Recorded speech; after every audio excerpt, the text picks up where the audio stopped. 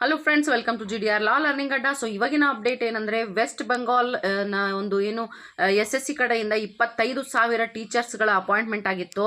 ಅದನ್ನು ಏಪ್ರಿಲಲ್ಲಿ supreme court ಏನು ಮಾಡಿದ್ದಪ್ಪ ಅಂದರೆ ಇನ್ವ್ಯಾಲಿಡೇಟ್ ಮಾಡಿ ಅದನ್ನು ರದ್ದುಗೊಳಿಸಿತ್ತು.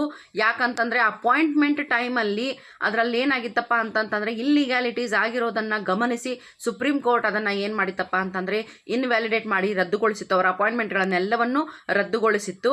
ಸೊ ಆ ಒಂದು ನಿರ್ಧಾರದ ವಿರುದ್ಧವಾಗಿ ಇವಾಗ ಏನು ಮಾಡಿದ್ರು ವೆಸ್ಟ್ ಬೆಂಗಾಲ್ ಅವರು ಅಂತಂತಂದರೆ ಏನು ರಿವ್ಯೂ ಪಿಟಿಷನ್ ಹಾಕಿದ್ರು.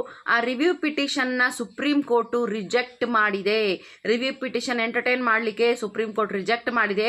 ಯಾಕಂದರೆ ಅಪಾಯಿಂಟ್ಮೆಂಟಲ್ಲಿ ಏನು ಏಡೆಡ್ ಮತ್ತು ನಾನ್ ಏಡೆಡ್ ಟೀಚರ್ಸನ್ನು ಏನು ಸ್ಟಾಫ್ನ ಅವ್ರು ಅಪಾಯಿಂಟ್ ಮಾಡ್ಕೊಂಡಿದ್ರು 25,000 ಟೀಚರ್ಸನ್ನು, ಅದು ಇಲ್ಲಿಗ್ಯಾಲಿಟಿಯಿಂದ ಕೂಡಿರೋದನ್ನು ಗಮನಿಸಿ ಸುಪ್ರೀಂ ಕೋರ್ಟ್ ಅವರು ಅದನ್ನು ಎಂಟರ್ಟೈನ್ ಮಾಡಲಿಕ್ಕೆ ರಿಜೆಕ್ಟ್ ಮಾಡಿದ್ದಾರೆ.